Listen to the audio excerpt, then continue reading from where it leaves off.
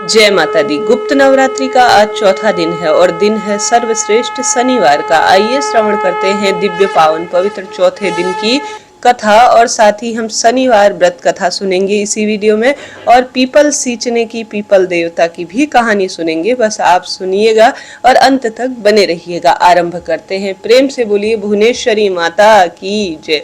गुप्त नवरात्रि के चौथे दिन माता भुवनेश्वरी की कथा सुनी जाती है। नवरात्रि का व्रत वर्ष में 4 बार मनाया जाता है, 2 प्रकट नवरात्रि के रूप में और 2 गुप्त नवरात्रि के रूप में।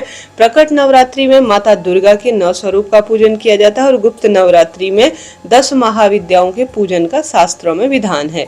आषाढ़ और माघ के महीने में जो कि अपने आप में सर्वश्रेष्ठ नवरात्रि होती है वह गुप्त नवरात्रि के व्रत के रूप में की जाती है और वहीं प्रकट नवरात्रि जो कि चैत्र और अश्विन के महीने में आती है। प्रकट नवरात्रि का व्रत सर्वश्रेष्ठ कहा गया है। वहीं गुप्त साधना और माँ को प्रसन्न करने के लिए गुप्त नवरात्रि अपने आप में अद्भुत है। यह व्रत जो भी करता है उसके सभी दुख और कष्ट दूर हो जाते हैं तथा सुख समृद्धि यह प्रदान करने वाली है। गुप्त नवरात्रि के चौथे दिन माता भुवनेश्वरी का पूजन किया जाता है। भुवनेश्वरी शब्द 2 शब्दों के मेल से बना हुआ है। इसमें भुवन का अर्थ है पृथ्वी या समस्त ब्रह्मांड से है, जबकि ईश्वर का अर्थ है विधाता या भगवान से है। इस प्रकार भुवनेश्वरी का मतलब हुआ जो पृथ्वी या समस्त ब्रह्मांड की माता हो, जिनके द्वारा इस ब्रह्मांड की रचना की गई हो और जो जगत की जननी हो, वही माता भुवनेश्वरी महाविद्या है। जब माता सती भगवान शिव को अपनी महत्वता दिखाने के लिए विभिन्न रूप में प्रकट हुई, तब उसमें से चौथे रूप में माता भुवनेश्वरी निकली, जिनका रूप लगभग माता रानी के तीसरे रूप माता षोडशी के समान ही था। पहले 3 रूप माता रानी के काली कुल में आते हैं, जबकि अन्य 7 रूप श्री कुल में आते हैं। इस प्रकार माता भुवनेश्वरी श्री कुल की प्रथम माता कहलाई। माता भुवनेश्वरी एक सिंहासन पर विराजमान है। उनका वर्ण उगलते हुए सूर्य के समान सुनहरा है। उनमें से सूर्य के समान ही तेज निकलता है, अर्थात माता भुवनेश्वरी में कई सूर्य की शक्ति निहित है। इनके सर पर मुकुट है, जिस प्रकार चंद्रमा सुसज्जित रहता है। केश इनके खुले हुए हैं। माता रानी ने लाल वह पीले रंग के वस्त्र वह कई तरह के आभूषण धारण किए हुए हैं। भगवान शिव की ही भांति माता सर्वश्रेष्ठ कांतिमान है और उनके 3 नेत्र कहे गए हैं। इस साथ ही इनके 4 हाथ हैं, जिनमें से 2 अंकुश में लिए हुए हैं, फंदा लिए हुए हैं और साथ ही अन्य 2 हाथों में अभय मुद्रा और वरदान मुद्रा है। माता रानी का यह रूप बहुत ही शांत और अपने आप में सर्वश्रेष्ठ है, जो भक्तों को एकटक देख रहा है।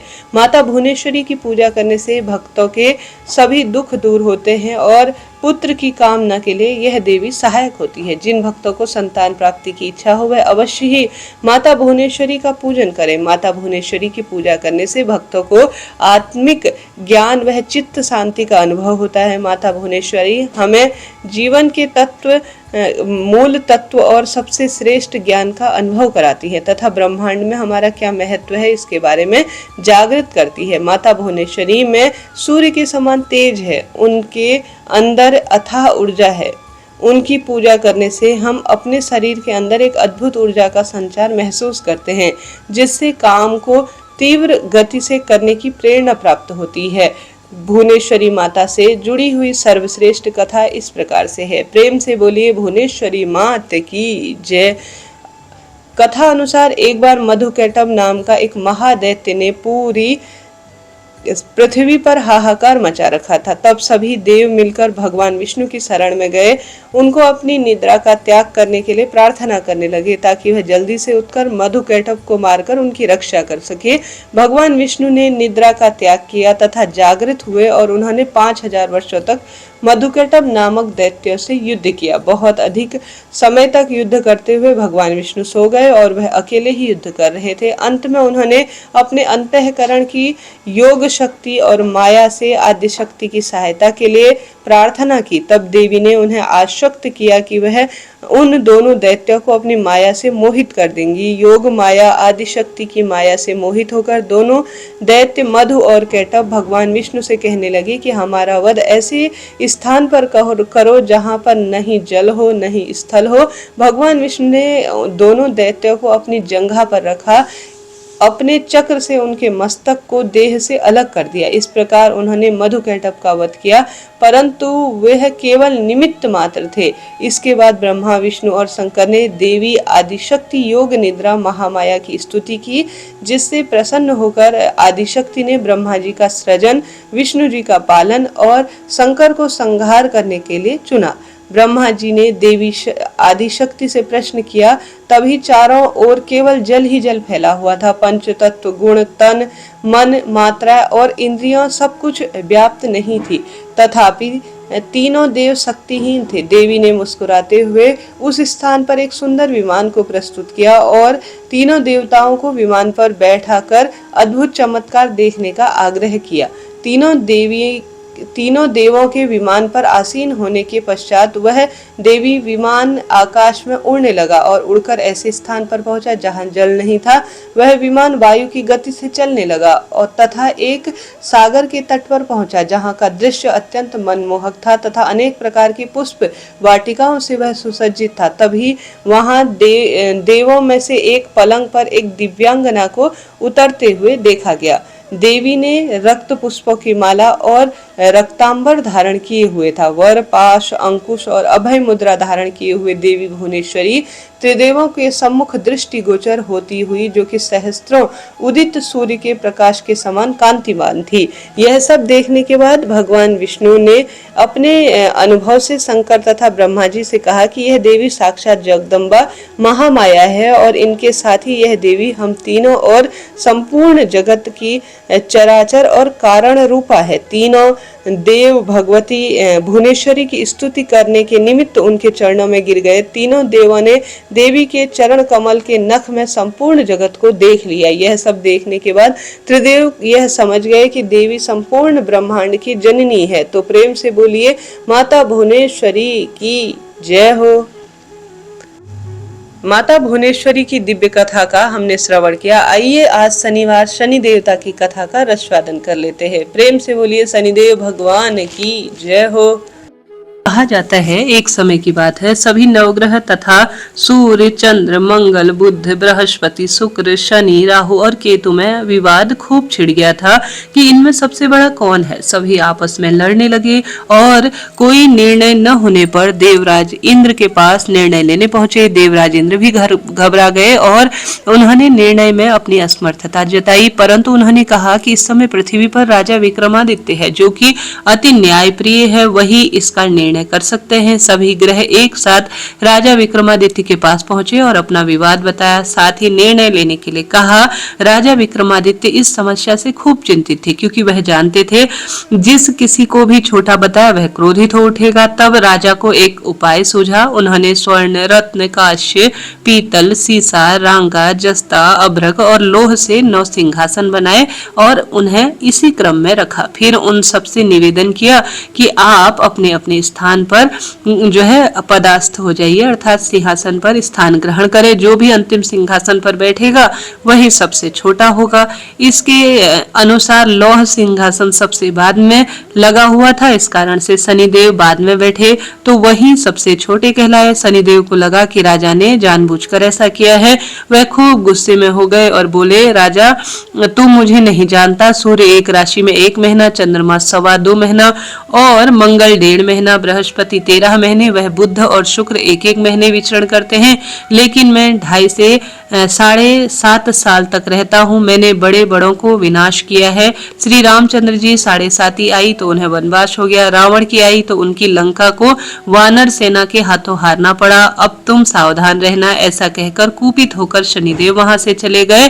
प्रिय श्रोताजनों, अन्य देवता खुशी खुशी चले गए। कुछ समय बाद राजा की 7.5 आ गई। तब शनिदेव घोड़े के सौदागर बनकर आए।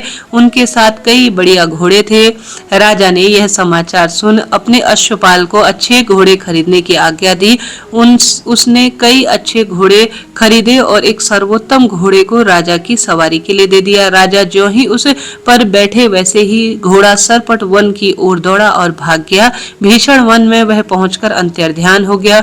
अब राजा भूखा प्यासा भटकता रहा। तब एक ग्वाले ने उसे पानी पिलाया। राजा ने प्रसन्न होकर उसे अपनी अंगूठी दे दी। तब वह अंगूठी देकर राजा नगर की ओर चल दिया। वहां अपना नाम उज्जैन निवासी वीका। उन्होंने बताया वहां एक सेठ के दुकान में उसने जल इत्यादि पिया और कुछ देर आराम किया। भाग्यवश उस दिन सेठ की खूब बिक्री हुई। सेठ उसे खाना इत्यादि कराकर खुश होकर अपने साथ ले गया। वहीं उसके घर पर एक खूंटी पर हार लटका हुआ था जिसे खूंटी निगल रही थी। थोड़ी देर में हार पूरा गायब हो गया। तब सेठ ने के आने पर देखा कि हार तो पूरी तरह से गायब है। सेठ ने समझा कि वीका ने ही उसे चुराया है। उसने वीका को कोतवाल के हवाले कर दिया और वीका को पूर्ण रूप से पकड़वा दिया। इसके बाद फिर उस नगर के राजा ने भी वीका को चोर समझकर उसके हाथ पैर कटवा दिए और नगर के बाहर फेंकवा दिया। वहां एक तेली तेल निकाल रहा था जिससे उस पर खूब दया आई और उसने वीका को अपनी गाड़ी में बैठाया। वह अपनी जीभ से बैलों को खूब हाँक रहा था। उसी समय राजा की सनी की जो दशा थी वह खत्म हो गई थी।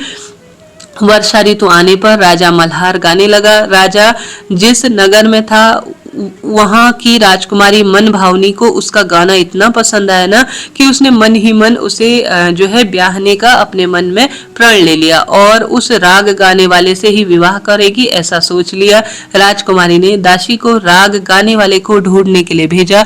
दासी ने बताया कि वह एक चौरंगिया है अर्थात अपाहिज है, परंतु राजकुमारी नहीं मानी। अगले ही दिन से उठते ही वह आमरण अनशन पर बैठ गई कि विवाह करेगी तो उसी के साथ करेगी। बहुत समझाने पर भी राजकुमारी नहीं मानी तो राजा ने उस तेली को बुला लिया और विवाह के लिए तैयारी करने को कहा। फिर उसका विवाह राजकुमारी से हो भी गया।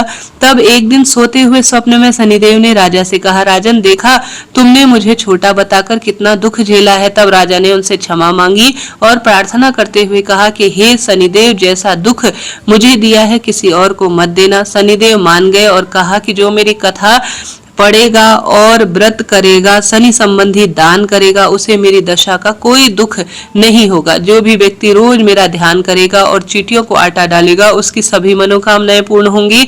और शनिदेव ने राजा को हाथ पैर भी तुरंत ही वापस दे दिए।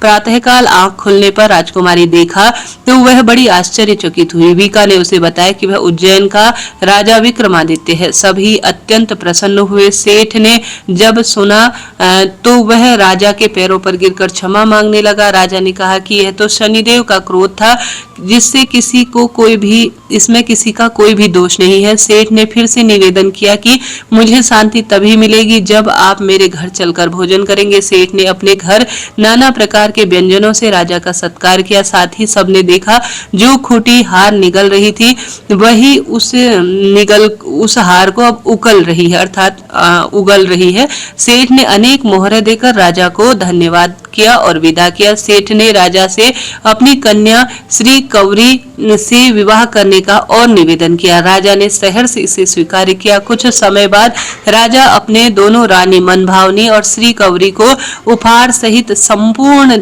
मान सम्मान से अपनी नगरी उज्जैन चल दिए। वहां राजा के राज्यवासियों ने सीमा पर उनका खूब आदर सत्कार किया। सारे नगर में दीपमाला बनाई गई। राजा ने घोषणा की कि मैंने शनिदेव को सबसे छोटा बताया है जबकि शनिदेव ही सबसे बड़े हैं, उनकी पूजा ही सर्वोपरि है। तब से सारे राज्य में शनिदेव की पूजा और कथा और व्रत होने लगे। सारी प्रजा खुशी और आनंद के साथ जीवन बताने लगी। जो कोई भी शनिदेव की इस कथा को पढ़ता सुनता सुनाता है शनिदेव उस पर खूब कृपा बरसाते हैं और शनिदेव न्याय के देवता है। जो जिस स्वरूप में कर्म करता है तुरंत ही न्याय और कर्म के फल देता उसे सब कुछ प्रदान करते हैं, उसके सारे दुखों को दूर करते हैं। व्रत के दिन इस कथा को अवश्य से ही पढ़ना चाहिए। प्रेम से बोलिए शनिदेव भगवान की जय। पीपल पेड़ में त्रिदेवों का वासा माना जाता है। ऐसे में इन सर्वश्रेष्ठ दिनों में पंच देवी देवताओं का ध्यान कर पीपल देवता को नमस्कार कर इन कथा का श्रवण किया जाए तो अनंत अनंत गुना लाभ मिलता है। शास्त्रों में लिखा गया है कि एक ब्राह्मण और एक ब्राह्मणी थे। उनके घर में किसी भी तरह की कोई भी कमी नहीं थी, बस दुख इस बात का था कि कोई भी उनके संतान नहीं है। ब्राह्मण और ब्राह्मणी नियम से रहते थे। दोनों का नियम था कि वह रोज पीपल वृक्ष को सींचने जाया करते थे। पीपल सींचने के लिए वह घर से कोसों दूर जाया करते थे। समय बीतता गया लेकिन उनका यह नियम नहीं बदला। वह दोनों नियमित रूप से यही प्रभु जी से प्रार्थना करते कि प्रभु जी हमारा नियम कभी ना टूटे। भगवान को भोग लगाते थे। अब बुढ़ापा भी खूब नजदीक आ गया था, इसलिए कोसों दूर जाकर पीपल को सींचना उन्हें थोड़ा सा परेशान करने लगा और इतना काम भी नहीं हो पाता था। तब ब्राह्मणी अब थक सी जाती थी और ब्राह्मणी के अभी कोई संतान थी नहीं। बूढ़े हुए तो ब्राह्मणी सोचती थी कि हमारे कैसे पार लगेगी, हमारे तो कोई बेटा बहू भी नहीं है जो थोड़ा बहुत काम कर ले और हमें थोड़ा सा आराम भी दे और हमारा नियम भी ना टूटे। इस तरह सोचते सोचते बहुत चिंता करती और थक जाती थी। घर भी पीपल वृक्ष से कोसों दूर था, आने जाने में खूब परेशानी होने लग गई थी। अब वापस घर आते और घर के भी काम निपटाते थे। दोनों ब्राह्मण और ब्राह्मणी पीपल सींचने के साथ भगवान विष्णु और लक्ष्मी जी की विशेष पूजा भी करते थे। अब तो ब्राह्मण बहुत ही ज्यादा उदास और ब्राह्मणी भी परेशान रहने लगी और सोच में पड़ गई। यह सब देखकर ब्राह्मण बहुत अधिक दुखी रहता कि उसकी ब्राह्मणी बहुत अधिक परेशान है और ब्राह्मण कहता कि अब बहू तो ले आऊं, परंतु ब्राह्मण कहते अरे भगवान कोई हमारे पुत्र ही नहीं है तो बहू कहां से लाऊं। तब ब्राह्मण कहते हमारे पास संपदा की तो कोई कमी नहीं है, बस एक बहू कहीं से आ जाए तो सब काम हो जाए। तब ब्राह्मण ने सोचा और ब्राह्मणी से कहा ठीक है, तुम थोड़ा सा आटा ले आओ और उसे एक पोटली में बांधो।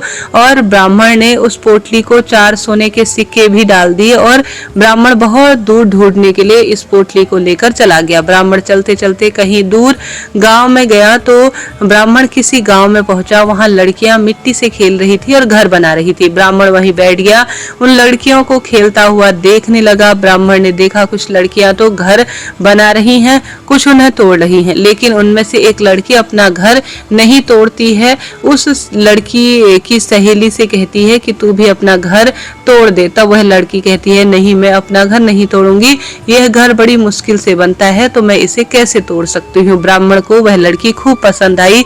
सब लड़कियां खेल खत्म करके अपने घर चली गई। ब्राह्मण उस लड़की के पीछे पीछे चलने लगा।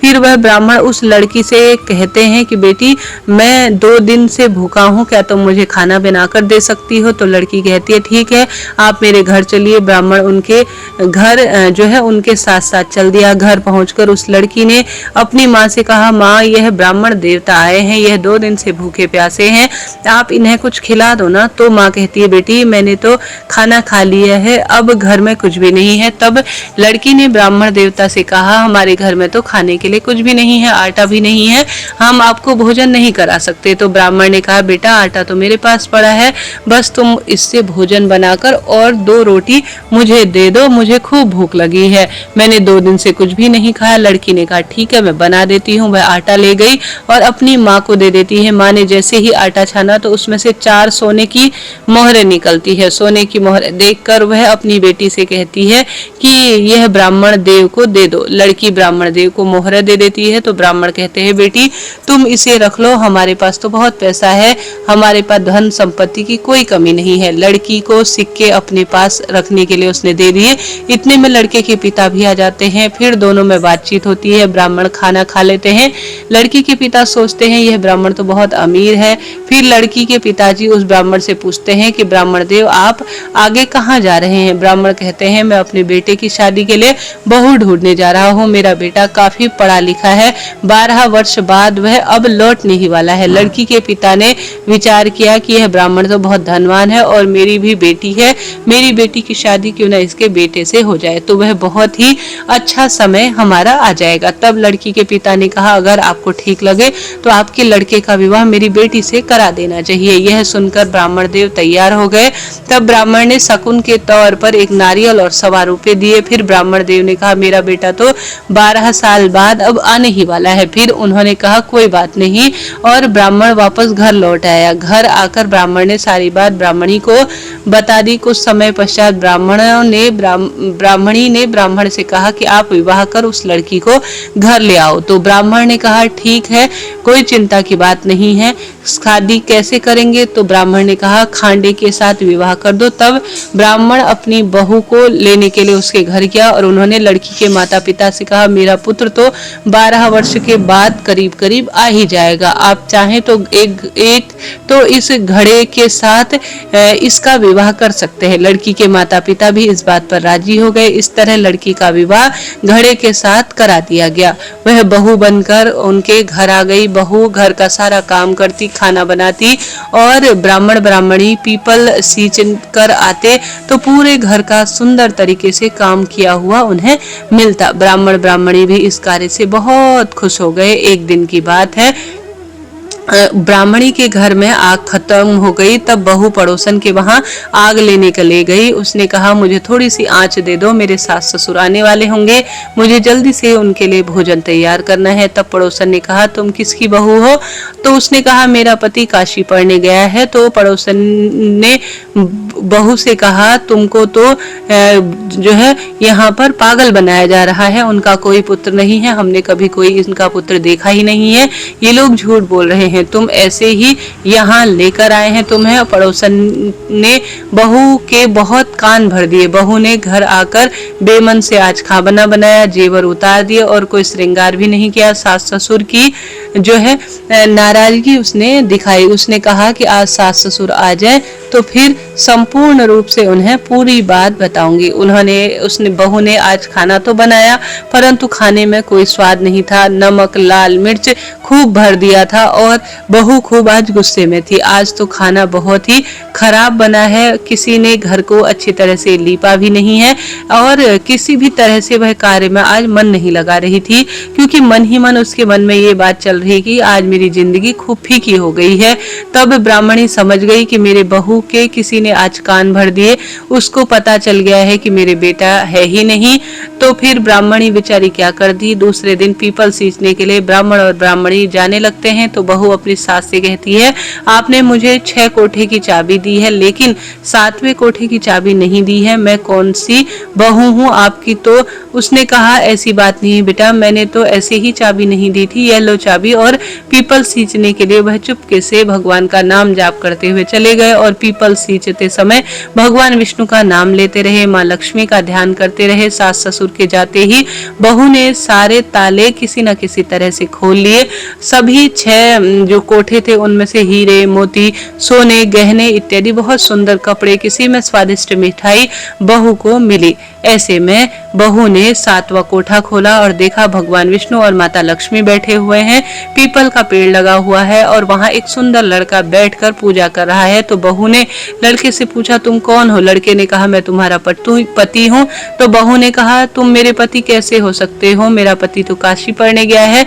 तो लड़के ने कहा, नहीं, मैं काशी से आ गया हूँ, अभी 12 वर्ष पूरे नहीं हुए हैं इसलिए मैं यहाँ रुका हुआ हूँ। 12 वर्ष पूर्ण होने पर मैं अपने माता पिता से मिलूंगा। उससे मिलकर वह बहू बहुत खुश हुई और उसने 16 श्रृंगार किए, सारा घर का खूब राजी खुशी काम किया। आज स्वादिष्ट भोजन भी बनाया। फिर सास ससुर के आने पर खूब खुशी खुशी सारे काम किए और अपनी सास से पूछती है, माँ जी आप कहाँ जाते हो? तब वह कहती है कि हम पीपल सींचने जाते हैं, गांव से कोसों दूर एक दिव्य पावन पवित्र और सबसे श्रेष्ठ पीपल का पेड़ है और खूब समय से हम श्री नारायण माँ लक्ष्मी का पूजन करते हैं और पीपल पेड़ को सींचा करते हैं। वहां भगवान विष्णु और माँ लक्ष्मी साक्षात वास करते हैं। तब बहू कहती है कि माँ जी आप इतनी दूर पीपल सींचने आखिर क्यों जाते हैं? ये तो बहुत ही दूर है, हमारे तो घर पर ही परकोटे में पीपल का पेड़ लगा है। सास ससुर आश्चर्यचकित हो जाते हैं। परकोटे में जाकर सास ससुर देखते हैं, वहाँ एक पीपल का पेड़ है, भगवान विष्णु और माता लक्ष्मी साक्षात बैठे हैं और एक सुंदर लड़का भी पीपल पेड़ को पूज रहा है। तब वह पूछते हैं कि बेटा तुम कौन हो? तो उसने कहा, माँ जी मैं आपका बेटा हूँ। तो उन्होंने कहा, हमारा तो कोई बेटा नहीं है। तो लड़का कहता है, नहीं, भगवान विष्णु और माता लक्ष्मी ने आपको बेटा दे दिया है। और सास ससुर इस बात को सुनकर आश्चर्यचकित हो जाते हैं और खुश होकर कहने लगते हैं, भगवान ने हमारी बुढ़ापे में सुन ली है। तो सास ससुर कहने लगे कि हम लोग तो मान लेंगे कि तुम हमारे बेटे हो, तुम हमारी बहू हो, लेकिन पूरी दुनिया कैसे मानेगी? दूसरे दिन ब्राह्मणी ने लोहे की अंगूठी पहन ली और नदी के किनारे खड़े हो गए और दूसरे किनारे पर लड़का खड़ा हो गया। साथ में पूरा गांव भी इकट्ठा वहां हो गया था। ऐसे में सास ने नदी के किनारे जैसे ही अपने बेटे को पुकारा, बेटे ने माँ की आवाज दी, तुरंत ही माता के दूध की धार निकल आई जो कि लड़के के मुंह में गई। यह सब देखकर पूरे गांव वाले आश्चर्यचकित रह गए और ब्राह्मण ब्राह्मणी का यही पुत्र है, सबने यही मांग लिया। पीपल देवता, हे भगवान विष्णु, हे माता लक्ष्मी, जैसे आपने पीपल सींचने के सुंदर परिणाम स्वरूप ब्राह्मण ब्राह्मणी को पुत्र और बहू का सुख दिया, सुख संपत्ति दी, उसी तरह से जो भी इस कथा को सुने उसके जीवन में सदा सर्वदा कृपा बनाए रखना और सदा सर्वदा सौभाग्य बनाए रखना। बोलिए पीपल देवता की जय, माता लक्ष्मी की जय। माता लक्ष्मी की कथा अनुसार एक बूढ़ा ब्राह्मण था, रोज पीपल पेड़ को सींचा करता था। पीपल में से एक लड़की निकलती थी, कहती थी पिताजी मैं आपके साथ चलूंगी। यह सुनते सुनते बूढ़ा ब्राह्मण बहुत कमजोर होने लगा। बूढ़ा ब्राह्मण की पत्नी उससे पूछती थी कि क्या बात है जी, आप क्यों कमजोर होते जा रहे हैं। बूढ़ा ब्राह्मण बोला कि पीपल में से एक लड़की निकलती है और कहती है कि वह भी आपके साथ चलूंगी। बुढ़िया बोली कि कल ले आना उस लड़की, जहां हमारे 6 लड़कियां पहले से हैं, 7वीं लड़की और सही। अगले दिन बूढ़ा उस लड़की को घर ले आया। घर लाने के बाद बूढ़ा आटा मांगने गया तो उसे पहले दिन की अपेक्षा आज 4 गुना अधिक आटा मिला। जब बुढ़िया आटा छानने लगी तो लड़की ने कहा, माँ आओ इस आटे को मैं छान देती हूँ। जब लड़की आटा छानने लगी परात भर गया। उसकी माँ खाना बनाने के लिए जैसे बैठी, लड़की ने कहा, माँ आज रसोई मैं बनाऊंगी। तो बुढ़िया बोली कि ना बेटा तेरे हाथ जल जाएंगे। लेकिन लड़की नहीं मानी और वह रसोई में खाना बनाने लगी। तो उसने तरह तरह के 3600 व्यंजन बना डाले और आज सभी ने भरपेट भोजन खाया। इसके बाद वह इससे पहले सभी लोग आधा पेट ही भोजन किया करते थे। रात हुई तो बुढ़िया का भाई आया और कहने लगा, दीदी मैं तो आज भोजन खाऊंगा। बुढ़िया परेशान हो गई, अब कहाँ से भोजन लाए। लड़की ने पूछा कि माँ ये क्या बात है। उसने कहा कि तेरा मामा आया है और रोटी खाएगा, लेकिन रोटी तो सबने खा ली, अब उसके लिए क्या लाए। तुरंत ही लड़की रसोई में गई। उसने मामा के लिए एक चुटकी में 3600 व्यंजन बना दिए। मामा ने भरपेट खाना खाया और कहा कि ऐसा खाना पहले नहीं खाया, उसने कभी भी ऐसा भोजन नहीं किया था। बुढ़िया ने कहा कि भाई तेरी पावनी भांजी है, उसी ने सब बनाया है। शाम हुई तो लड़की बोली, माँ चौका लगा के चौकी का दिया जला देना, कोठे में मैं सो जाऊंगी। बुढ़िया बोली कि ना बेटी तू डर जाएगी। लेकिन वह बोली, ना ना मैं नहीं डरूंगी, मैं अंदर कोठे में सो जाऊंगी, चाहे कोठी में किसी भी तरह से कोई भी डर नहीं है। आधी रात को लड़की उठी, चारों ओर देखने लगी तो वहां पर तुरंत ही उसने धन के भंडार भर दिए। जो छोटी सी झोपड़ी थी उसे महल में बदल दिया। बाहर जाने लगी तो बूढ़ा ब्राह्मण सो रहा था। उसने देखा, बेटी तू कहाँ जा रही है। लड़की बोली, मैं तो दरिद्रता दूर करने आई हूँ, अगर तुम्हें भी करवानी हो तो करवा लो। उसने बूढ़े ब्राह्मण के घर की तरफ, जो पड़ोस में रहने वाला घर था, उसकी तरफ भी देखा तो वहां भी धन ही धन हो गया। सुबह सवेरे सभी लोग लड़की को न पाकर उसे ढूंढने लगे तो पावनी बेटी कहाँ गई कहाँ गई। तो बूढ़ा ब्राह्मण हंसी खुशी चिल्लाता हुआ, माता लक्ष्मी के जयकारे लगाता हुआ कहने लगा कि हमारे घर जो आई थी वह साक्षात माँ लक्ष्मी थी, उसने सारी दरिद्रता को दूर कर दी। हे माता लक्ष्मी, जैसे पीपल सींचने का सुंदर परिणाम उस ब्राह्मण को दिया है, उसके पूरे कुटुंब को उसकी दरिद्रता को दूर करने के स्वरूप में दिया है, उसी तरह से जो भी आज के शुभ दिन में इस दिव्य कथा को सुने उसके जीवन में अखंड सौभाग्य देना, पुत्र विवाह, नौकरी, रोग, कर्ज, दुख, दारिद्रता का अंत करना और सदा सर्वदा खुशियां देना। बोलिए श्री नारायण भगवान की जय, पीपल देवता की जय। ये सुनते हैं गुप्त नवरात्रि से जुड़ी हुई सबसे पौराणिक कथा। कथा के अनुसार एक बार श्रृंगी ऋषि भक्तजनों को दर्शन दे रहे थे। अभी अचानक भीड़ से एक स्त्री निकल कर आई और करबद्ध होकर ऋषि श्रृंगी से बोली कि हे भगवान, मेरे पति दुर्व्यसनों में सदा घिरे रहते हैं, जिस कारण से मैं कोई पूजा पाठ नहीं कर पाती हूँ। धर्म और भक्ति से जुड़े हुए पवित्र कार्यों का संपादन भी भली भांति नहीं हो पाता है। यहाँ तक कि ऋषियों को उनके हिस्से का अन्न भी समर्पित नहीं कर पाती हूँ। मेरे पति मांसाहारी हैं, और जुआ भी खेलते हैं, लेकिन मैं माँ दुर्गा की सेवा करना चाहती हूँ। उनकी साधना से अपने परिवार को और अपने जीवन को सफल बनाना चाहती हूँ। ऋषि श्रृंगी महिला की भक्ति पूर्वक वचनों को सुनकर बड़े प्रभावित हुए। ऋषि ने उस स्त्री को आदर पूर्वक उपाय बताते हुए कहा, वासंतिक और शारदीय नवरात्रि से तो आम जनमानक परिचित है, लेकिन इसके अतिरिक्त 2 नवरात्रि और होती है जिन्हें गुप्त नवरात्रि कहा जाता है। उन्होंने कहा कि प्रकट नवरात्रि में 9 देवियों की उपासना होती है और गुप्त नवरात्रियों में 10 महाविद्याओं की साधना की जाती है। इस नवरात्रि के मुख्य देवी स्वरूपा का नाम सर्वकारिणी देवी है। यदि इन गुप्त नवरात्रि में कोई भी भक्त माँ दुर्गा की विशेष पूजा अर्चना करता है, माँ उसके जीवन को सफल बना देती है। ऋषि श्रृंगी ने आगे कहा कि लोभी, कामी, व्यसनी, मांसाहारी अथवा पूजा पाठ न करने वाला भी यदि गुप्त नवरात्रि में माता की छोटी सी ही सही पूजा करता है तो उसे जीवन में कुछ भी करने की ज्यादा आवश्यकता नहीं पड़ती। इस प्रकार उस स्त्री ने ऋषि श्रृंगी के वचनों पर पूर्ण श्रद्धा रखते हुए गुप्त नवरात्रि की पूजा की और फिर माता उस पर बहुत प्रसन्न हुई और उस स्त्री के जीवन में परिवर्तन आने लगे। उसके घर में सुख शांति आ गई। पति जो कि गलत राह पर चला था वह सही मार्ग पर आया। अन्य कथा के अनुसार प्राचीन काल में सूरत नाम के एक राजा थे। राजा प्रजा की रक्षा में उदासीन रहने लगे। परिणाम स्वरूप पड़ोसी राज्य ने उस पर चढ़ाई कर दी। सूरत की सेना भी शत्रु से मिल गई। परिणाम स्वरूप राजा सूरत की हार हो गई और वह जान बचाकर जंगल की ओर भागने पलायन करने लगे। उसी वन में समाधि नाम के एक वणिक अपनी स्त्री और संतान के दुर्व्यवहार के कारण निवास कर रहा था। उसी वन में वणिक समाधि और राजा सूरत दोनों की भेंट हुई। दोनों में परस्पर परिचय भी हो गया। वह दोनों घूमते हुए महर्षि मेधा के आश्रम पहुंचे।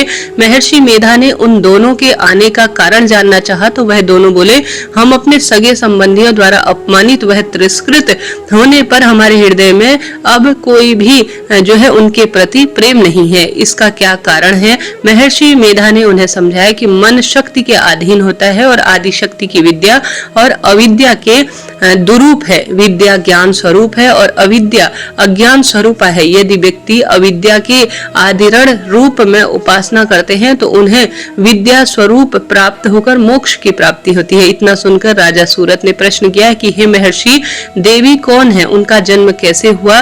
महर्षि बोले, आप जिस देवी के विषय में पूछ रहे हो वह नित्य स्वरूपा और विश्व व्यापिनी है। उनके बारे में ध्यान पूर्वक सुनो। काल्पांतर के समय विष्णु भगवान क्षीर सागर में अनंत जो है शैया पर शयन कर रहे थे। तब उनके दोनों कानों में मधु और कैटब नामक 2 दैत्य उत्पन्न हुए। वह दोनों विष्णु की नाभि कमल से उत्पन्न ब्रह्मा जी को मारने के लिए उद्धृत हो उठे। ब्रह्मा जी ने उन दोनों राक्षसों को देखकर विष्णु जी की शरण में जाने की सोची, परंतु विष्णु भगवान ने उस समय जो सो रहे थे तब उन्होंने विष्णु भगवान को जगाने हेतु उनके नैनों में निवास करने के लिए योग निद्रा देवी की स्तुति की। परिणाम स्वरूप तमोगुणी अधिष्ठात्री देवी भगवान विष्णु के नेत्र, नासिका, मुख तथा हृदय से निकलकर ब्रह्मा के सामने उपस्थित हो गई। योग निद्रा के निकलते ही विष्णु भगवान उठकर बैठ गए। भगवान विष्णु और उन राक्षसों में 5000 वर्षों तक युद्ध चला। अंत में मधु और कैटब दोनों राक्षस मारे गए। ऋषि बोले, अब ब्रह्मा जी स्तुति से उत्पन्न महामाया देवी की वीरता तथा व्यवहार का और प्रभाव का क्या ही वर्णन कर सकता हूँ, उसे ध्यान पूर्वक सुनो। एक समय देवताओं के स्वामी इंद्र और दैत्यों के स्वामी महिषासुर में सैकड़ों वर्षों तक घनघोर संग्राम हुआ। इस दौरान में देवराज इंद्र की पराजय हुई और महिषासुर इंद्रलोक का स्वामी बन बैठा। अब देवतागण ब्रह्मा के नेतृत्व में भगवान विष्णु और भगवान शंकर की शरण में गए। देवताओं की बातें सुनकर भगवान विष्णु तथा भगवान शंकर क्रोधित हो गए। भगवान विष्णु के मुख और ब्रह्मा और शिवजी तथा इंद्र आदि के शरीर से एक तेज पुंज निकला जिसमें समस्त दिशाओं में जलने वाली और अंत में वही तेज पुंज एक देवी के रूप में परिवर्तित हो गया। देवी ने सभी देवी देवताओं से आयुध व शक्ति प्राप्त कर उच्च स्वर में अट्टहास किया। इससे तीनों लोक में हलचल सी मच गई। महिषासुर अपनी सेना लेकर इस सिंहनाद की ओर दौड़ पड़ा। उसे देखते ही देवी के प्रभाव से तीनों लोग आलोकित हो रहे थे। महिषासुर की देवी के सामने एक भी चाल सफल नहीं हुई, वह देवी के हाथों मारा गया। आगे चलकर यह देवी शुंभ और निशुंभ राक्षसों का वध करने के लिए गौरी देवी के रूप में भी अवतरित हुई। इन उपरोक्त व्याख्यानों को सुनकर मेधा ऋषि ने राजा सूरत और वाणिक से देवी स्तुति वंदन की विधिवत व्याख्या की। राजा और वणिक नदी पर जाकर देवी की तपस्या करने लगे। 3 वर्ष घोर तपस्या करने के बाद देवी ने प्रकट होकर उन्हें आशीर्वाद दिया। इससे वणिक संसार के मोह से मुक्त होकर आत्मचिंतन करने लगा और राजा ने शत्रुओं पर विजय प्राप्त करके अपना वैभव प्राप्त कर लिया। इस प्रकार से जो भी माता की विशेष आराधना करते हैं, माता उन पर जो है बहुत कृपा बरसाती हैं। उनके रोग दोष कष्ट संकट पीड़ा से उनको मुक्त कर कर मनोरथ की सिद्धि करती हैं। और साथ ही माता भगवती जो कि उनके 9 स्वरूप 10 महाविद्या हैं, वह प्रेम की प्रतीका है, पुत्र का वरदान देती हैं, सौभाग्य देती हैं, व्यापार में वृद्धि करती हैं और चमत्कारी प्रभाव जीवन में हम सभी को समय समय पर दर्शन के माध्यम से देती हैं। तो प्रेम से बोलिए 10 महाविद्याओं की जय, नव दुर्गा की जय, सर्व देवी देवताओं की जय। व्रत धारण करने वाले जो भी भक्त हैं उन्हें 9 दिन तक विधि विधान से माता का पूजन और आराधना अपनी क्षमता शक्ति सामर्थ्य अनुसार करना चाहिए। इस दौरान शुद्ध व सात्विकता का पालन करना चाहिए, ब्रह्मचर्य का पालन करना चाहिए। इस दौरान फलाहार करके व्रत को धारण करें, नहीं तो एक समय सेंधा नमक का प्रयोग कर भी व्रत को धारण किया जा सकता है। इस दौरान किसी के ऊपर व्रती को बिल्कुल भी अर्थात जो व्रत करने वाले हैं उन्हें क्रोध नहीं करना चाहिए, ईर्ष्या राग द्वेष का भाव नहीं लाना चाहिए। शुद्ध और सात्विकता का पालन करते हुए पूरे विधि विधान माता की पूजा करनी चाहिए। इससे माता अपने भक्तों पर अति प्रसन्न होती हैं और उनके सभी प्रकार के दुख और कलेशों को दूर करती हैं तथा सुख और समृद्धि का खूब आशीर्वाद देती हैं। इसके साथ साथ एक समय की बात है, बृहस्पति जी ब्रह्मा जी से कहते हैं, हे ब्राह्मण, आप अत्यंत बुद्धिमान, सर्वशास्त्र और चारों वेदों को जानने वाले सबसे श्रेष्ठ है। हे प्रभु, कृपा कर मेरा कथन भी सुनिए। चैत्र व अश्विन माह में और साथ के साथ जो आषाढ़ और माघ महीने के गुप्त नवरात्रि होती हैं, इनका इतना महत्व क्यों है? इन व्रतों को करने से क्या फल मिलता है? इन व्रतों को सबसे पहले किसने किया था? बृहस्पति जी के कथन सुनकर ब्रह्मा जी बोले, बृहस्पति, तुमने बहुत अच्छा प्रश्न किया है जो कि मनुष्यों का कल्याण करने वाला है। मनुष्य मनोरथ पूर्ण करने वाली दुर्गा, महादेवी, सूर्य और नारायण का ध्यान करते हैं, वह मनुष्य बहुत धन्य है। नवरात्रि का यह पर्व संपूर्ण कामनाओं को पूरा करने वाला है। ब्रह्मा जी आगे कहते हैं, बृहस्पति, जिसने सबसे पहले इस नवरात्र महाव्रत को किया था उसका पवित्र इतिहास मैं तुम्हें सुनाता हूँ, तुम इसे ध्यान पूर्वक सुनो। ब्रह्मा जी कहते हैं, एक नगर था जिसमें एक जो है व्यक्ति रहता था जिसका नाम था पीठत। उसमें अनाथ आश्रम का ब्राह्मण निवास करता था। वह भगवती दुर्गा का अनन्य भक्त था। संपूर्ण सद्गुणों से युक्त एक कन्या ने उसके यहाँ जन्म लिया। मानो ब्रह्मा की सबसे पहली रचना वही हो। उसका नाम सुमति रखा गया। सुमति अपनी सहेलियों के साथ ऐसे बड़ी होने लगी जैसे शुक्ल पक्ष में चंद्रमा की कलाएं बढ़ रही हो। सुमति के पिता नियम से प्रतिदिन दुर्गा की पूजा व हवन किया करते थे और उस समय सुमति भी वहां उपस्थित रहती थी। एक दिन सुमति अपनी सहेलियों के साथ खेल रही थी और खेल में मग्न हो गई और भगवती के पूजा में शामिल नहीं हो सकी। उसके पिता को सुमति पर बहुत क्रोध आया और क्रोध में आकर वह कहने लगे, हे दुष्ट पुत्री, आज तुमने भगवती के पूजन में शामिल नहीं होने का क्यों सोचा है? इसलिए मैं तुम्हारा विवाह किसी कुष्ठी व दरिद्र मनुष्य से कर दूंगा। पिता की बातों को सुनकर पुत्री को कष्ट हुआ। वह कहने लगी, हे पिता, मैं आपकी पुत्री हूँ, आपके अधीन हूँ, इसलिए आप मेरा विवाह जिस किसी से भी करना चाहते हैं कर दीजिए, क्योंकि जो होना होगा, मेरे भाग्य में जो लिखा होगा वह पूर्ण रूप से मुझे प्राप्त हो जाएगा किसी न किसी स्वरूप में।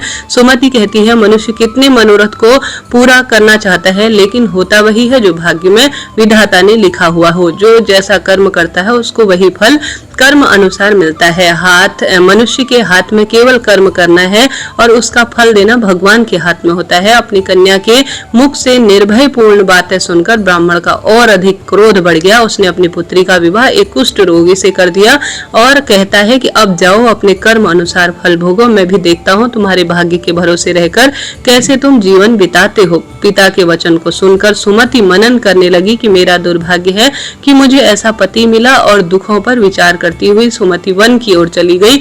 उस भयानक वन में कुशा पर रात बिताई।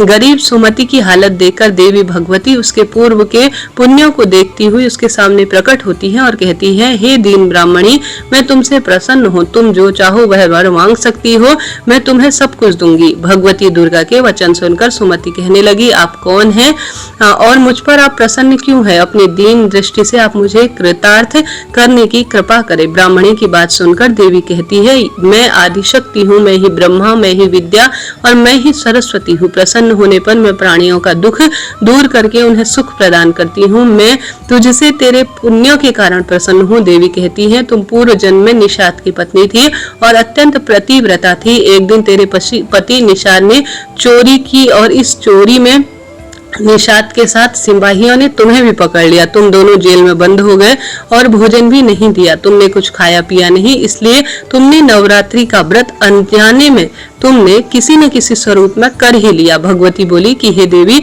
उन 9 दिनों के व्रत के प्रभाव के कारण इस जन्म में भी मैं तुमसे बहुत प्रसन्न हूँ और तुम्हें मनवांछित फल और वस्तु देना चाहती हूँ। तुम जो चाहे मांग लो। भगवती की बातें सुनकर ब्राह्मणी बोली, मैं आपको सत सत प्रणाम करती हूँ। आप मेरे पति पर कृपा करें, उनके कोढ़ रोग को दूर करें। इस पर देवी कहती है, उन दिनों तुमने जो व्रत किया था उसी से एक दिन का पुण्य तुम अपने पति को प्रदान कर दो। पति के रोग जो है समाप्त हो जाएंगे। मेरे प्रभाव से तेरा पति सोने के शरीर वाला हो जाएगा। ब्रह्मा जी बोले। इस प्रकार देवी के वचन सुनकर वह ब्राह्मणी बहुत खुश हुई और अपने पति को निरोगी देखने की इच्छा से बहुत प्रसन्न हुई। ऐसे बोलते हुए माता के जयकारे लगाने लगे। उसके पति का शरीर भगवती की कृपा से ठीक हो गया और सोने के कांति से स्वरूप में हो गया, मानो उसकी कांति चंद्रमा के समक्ष पड़ रही हो, अर्थात वह बहुत कांतिवान हो गया। पति के मनोहर देह को देखकर ब्राह्मणी देवी को अति पराक्रम वाली समझकर स्तुति करने लगी और कहने लगी, हे दुर्गे, आप सब दुखों को दूर करने वाली, तीनों लोकों के कष्ट को हरने वाली, दुखों का निवारण करने वाली, रोगी को निरोगी करने वाली हो, प्रसन्न होने पर मनवांछित फल देने वाली हो, दुष्ट मनुष्यों का नाश करने वाली हो। तुम ही सारे जगत की माता वह पिता हो। हे अम्बे मां, मेरे पिता ने क्रोध में मेरा विवाह एक कुष्ठी के साथ किया था और घर से निकाल दिया था। पिता की निकली हुई बेटी को आपने पूर्ण सहारा दिया है। ब्राह्मणी कहती है, हे देवी, दुखों के इस संसार में आपने मुझे बाहर निकाला है। हे देवी, मैं आपको बारंबार प्रणाम करती हूँ। ब्रह्मा जी बोले, हे बृहस्पति, उस सुमति ने मन में देवी की बहुत सारी स्तुति की और उसकी स्तुति से देवी को बहुत संतुष्ट हुआ। देवी ने ब्राह्मणी से कहा कि तुम्हारे घर में एक अति बुद्धिमान, धनवान, कीर्तिमान और जितेंद्रीय पुत्र जो है पैदा होगा, जिसका नाम उदालक होगा। देवी ब्राह्मणी के से कहने लगी, हे ब्राह्मणी, तेरी कोई और इच्छा हो तो उसे भी मांग लो। ब्राह्मणी कहती है, हे माँ, अगर आप मुझसे प्रसन्न है तो मुझे नवरात्रि करने की विधि सविस्तार बताओ। ब्राह्मणी के वचन सुनकर देवी कहती है, मैं तुम्हें संपूर्ण नाशों को जो है पापों का नाश करने वाले नवरात्रि व्रत की विधि बताती हूँ। ध्यान से सुनो। अश्विन माह के या आप सभी माघ माह के और साथ के साथ आषाढ़ माह के गुप्त नवरात्रि के प्रथम दिन से अर्थात प्रतिपदा से लेकर 9 दिनों तक विधि पूर्वक व्रत, पूजा पाठ अपनी इच्छा शक्ति सामर्थ्य अनुसार करो। यदि दिन भर व्रत नहीं रख सकते तो एक समय का भोजन करो। ब्राह्मणों को पूछकर घट स्थापना या वाटिका बनाकर उसको प्रतिदिन जल से सींचे। महाकाली, महालक्ष्मी, महासरस्वती की मूर्ति बनाकर नित्य नियम से विधि विधान से पूजा अर्चना करो।